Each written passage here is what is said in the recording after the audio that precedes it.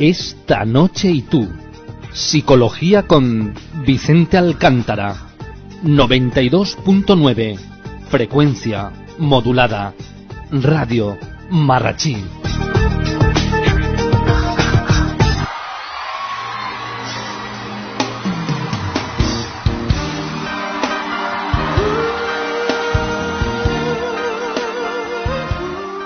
Bueno, buenas noches, Vicente, ¿cómo estás?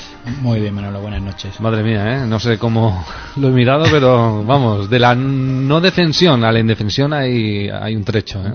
Un cambio sí. Importante. Bueno, gracias por estar con nosotros en esta cita tuya todos los jueves. A vosotros por invitarme. Nuestro gabinete de psicología a través del 92.9 de la frecuencia modulada, o también vicentealcántara.es es la página de Vicente donde podéis interactuar durante toda la semana para poder repasar las entrevistas que hacemos a través de la radio, otras actividades que también publica Vicente, y temáticas que se exponen en esa página web y otras que podáis proponer, así como aprovechar a través de esa página que están todos los datos para poderos poner en contacto con Vicente si deseáis personalizar vuestro caso para que él pueda estudiarlo y atenderos en su consulta particular. La indefensión aprendida. Vicente, dime. ¿Por qué en muchos casos, en muchas ocasiones, no sabemos cómo reaccionar? Y bueno, antes de que me contestes a eso, ¿cómo podemos definir la indefensión aprendida? La indefensión aprendida realmente ocurre lo que estabas comentando. Uh-huh. Eso precisamente, la no reacción ante un acontecimiento Ajá.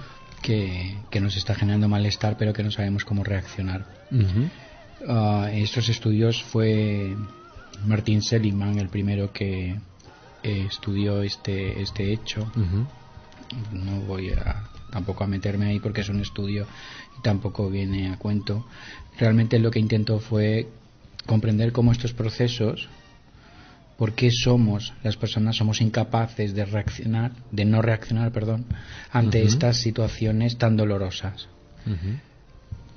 La indefensión aprendida se basa principalmente en que la persona inhibe de una muestra una pasividad. Uh-huh. Cuando determinadas acciones no las puede modificar, uh-huh. Con lo cual al no poderlas modificar no se genera o no se produce el fin deseado. Entonces, ¿qué es la indefensión? Pues uh-huh. Realmente es esa incapacidad de inmovilidad, de reacción ante un acontecimiento que nos genera bastante dolor. Uh-huh. Es cierto que cuando ocurren estas cosas nos paralizamos y no sabemos qué reaccionar. No sabemos qué hacer. ¿Crees que existen situaciones especiales que generen esta situación, esta indefensión aprendida? Sí, un caso claro y que todos los oyentes se van a sentir identificados y van a entender el concepto que nos lleva hoy. Es lo que ocurre de una forma muy común con los casos de violencia de género. Uh-huh. Se produce como consecuencia de ese desajuste psicológico que provoca esa exposición continuada que tiene la persona a la violencia o incluso al desprecio. Uh-huh. En este caso, estas mujeres se sienten desamparadas e incapaces de lograr ninguna meta de las que se puedan proponer, con lo cual genera un estado de ausencia de motivación. Uh-huh. Pierden la motivación por completo, no llegan a generar ningún tipo de acción para iniciar o retomar su vida de nuevo.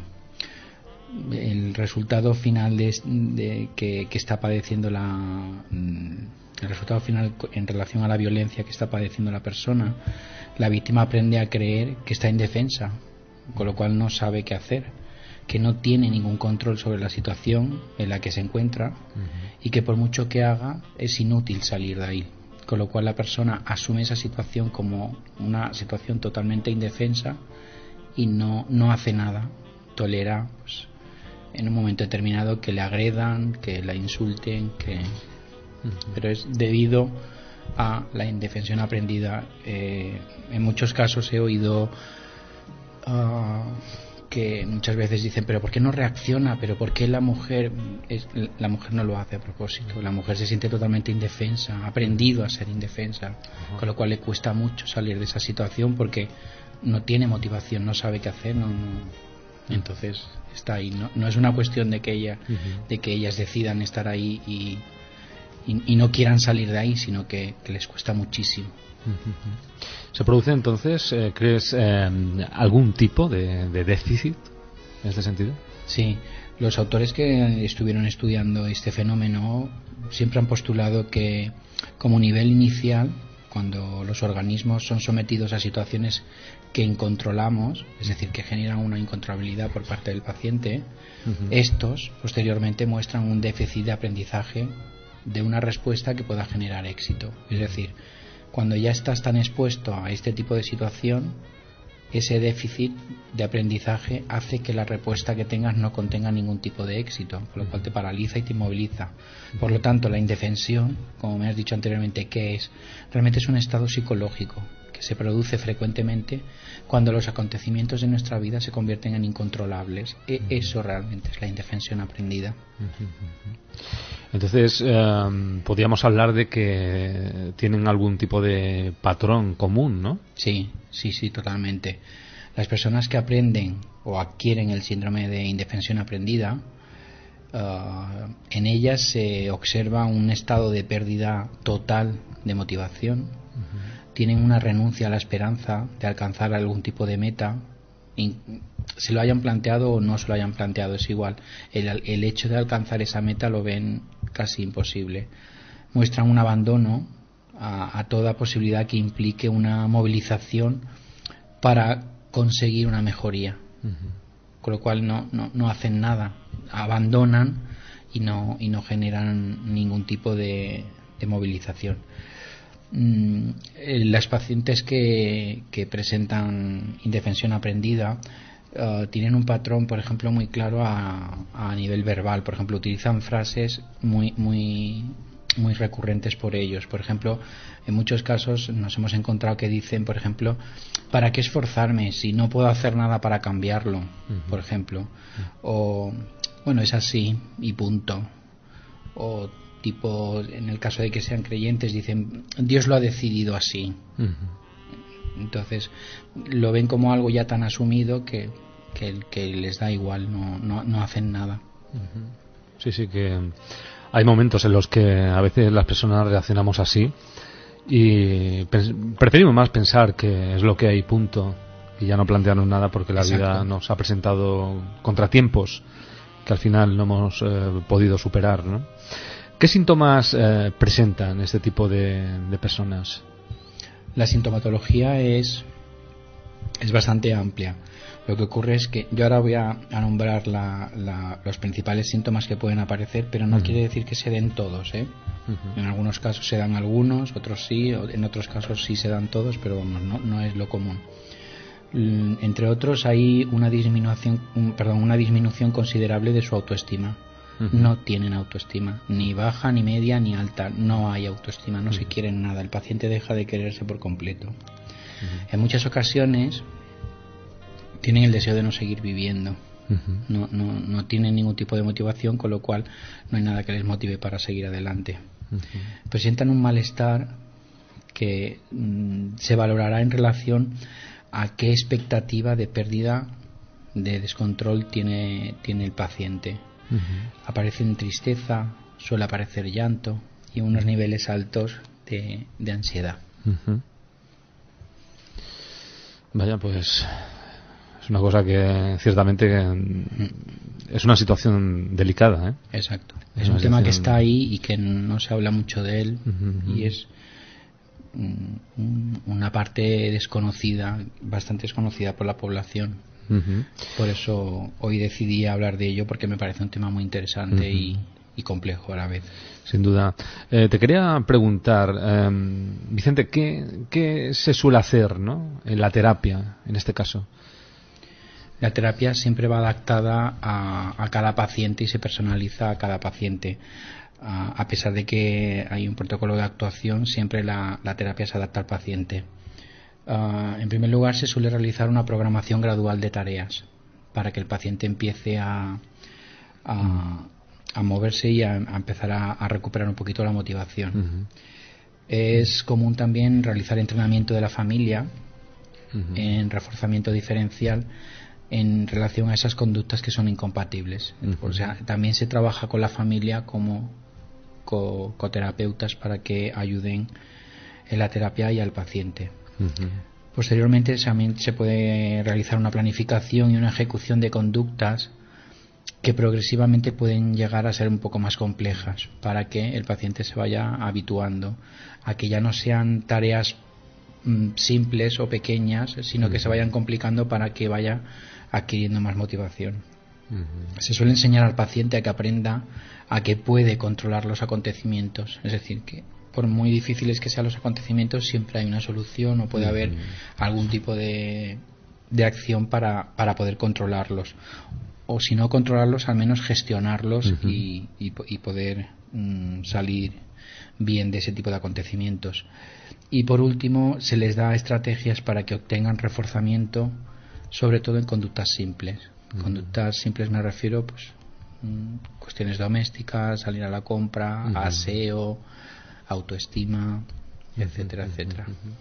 ¿A qué nivel afecta la indefensión aprendida? Según los estudios que tenemos, la indefensión aprendida siempre afecta a 3 niveles básicos.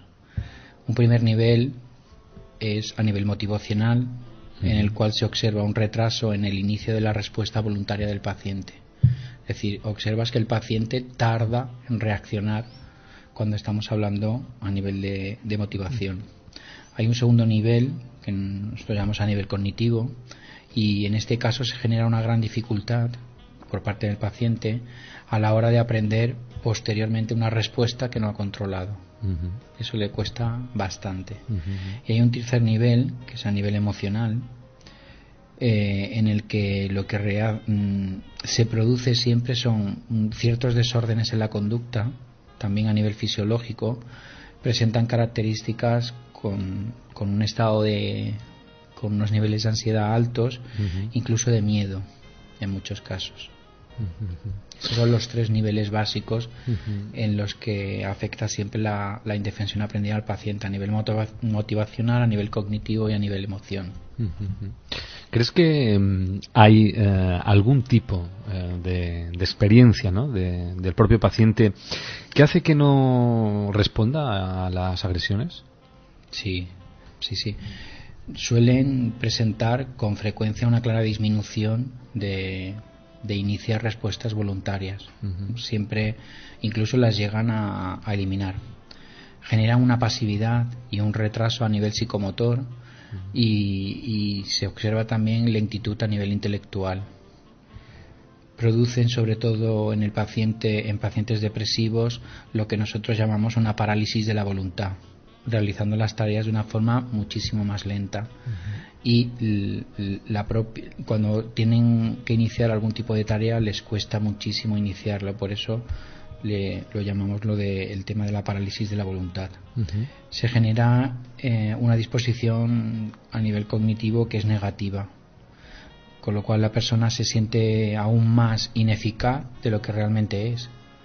O sea, es verdad que a lo mejor en la situación que se está encontrando es ineficaz, pero tampoco es tanto, con lo cual eso hay que enseñárselo al paciente y que lo reconozca.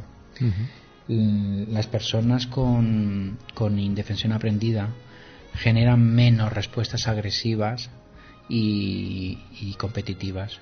No son competitivas y no son agresivas, son personas totalmente sumisas. Carecen de hostilidad, curiosamente, no son nada hostiles. Suelen perder el apetito, incluso llegando a perder peso. Y luego también suele haber deficiencias a nivel sexual y a nivel social.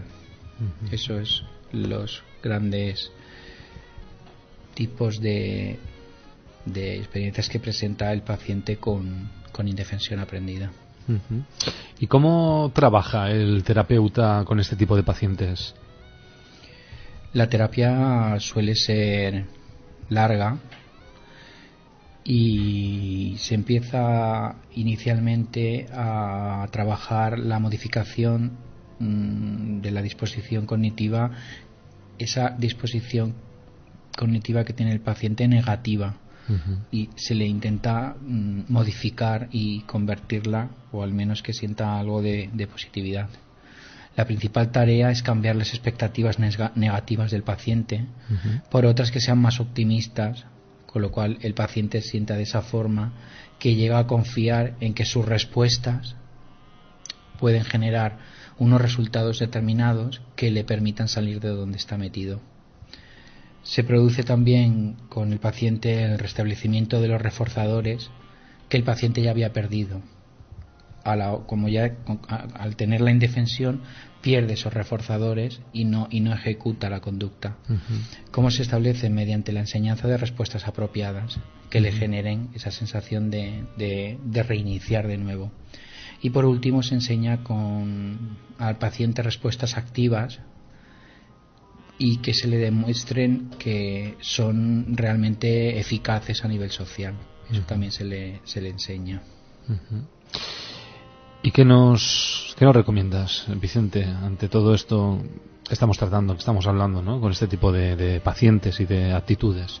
Lo que principalmente tratamos en terapia es que la persona tenga suficientes herramientas para poder responder ante acciones de este tipo, acciones que luego pueda controlar y que no le generen la indefensión aprendida.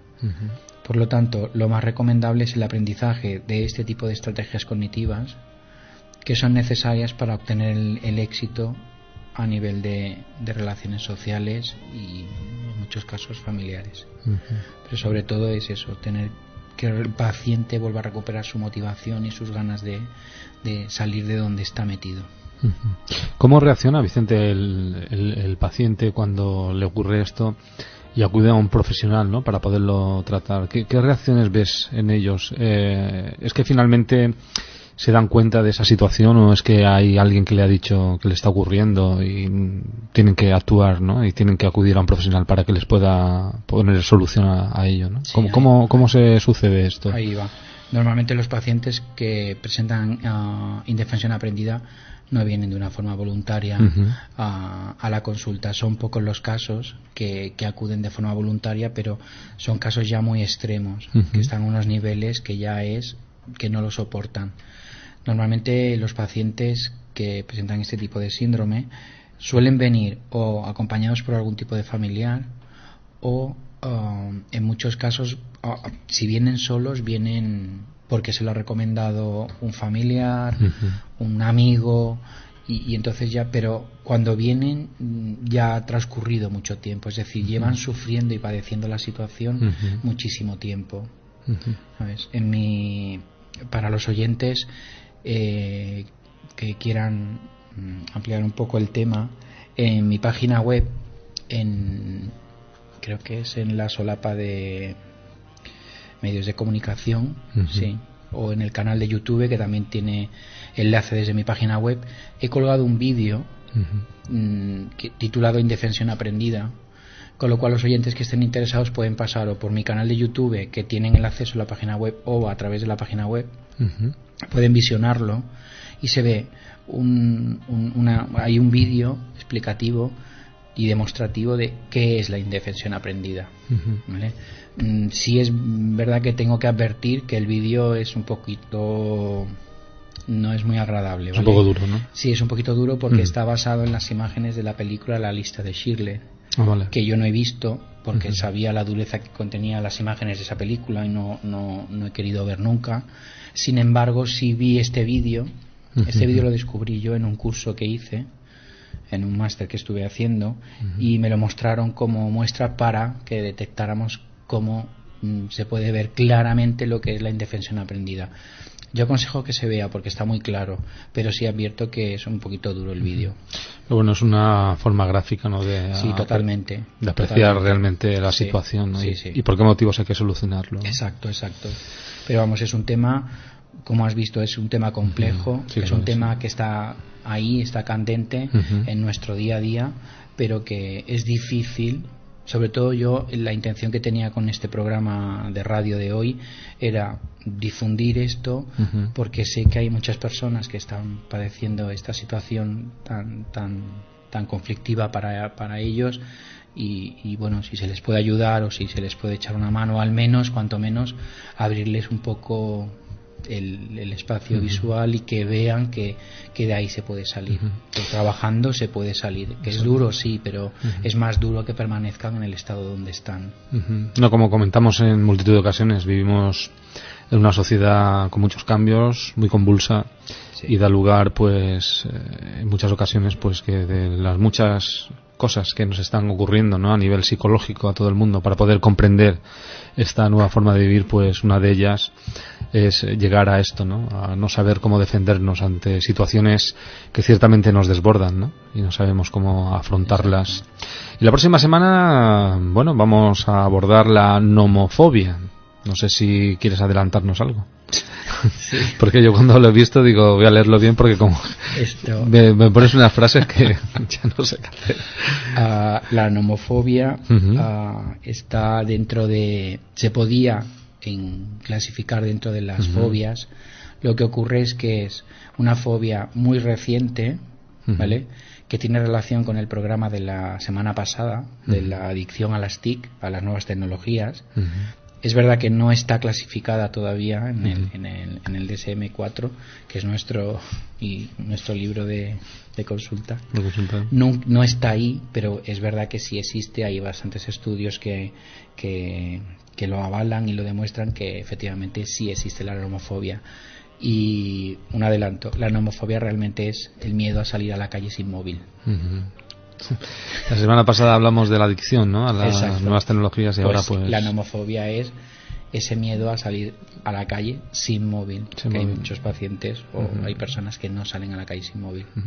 Es interesante el tema, yo lo he estado preparando esta semana y es curioso, Vivimos en un momento de adelanto tecnológico, pero también de gran adicción, ¿no?, a esos adelantos tecnológicos que nos comunican de tal manera que estar sin ellos pues parece que es todo lo contrario, ¿no? Nos quedamos desiertos de comunicación y eso nos crea incertidumbre, ¿no? Así es.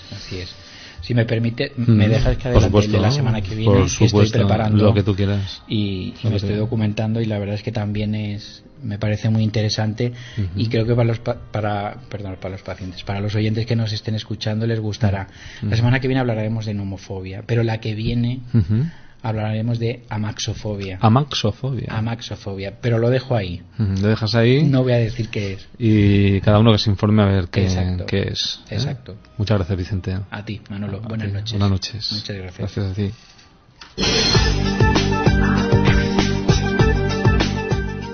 Esta noche y tú. Psicología con Vicente Alcántara. 92.9.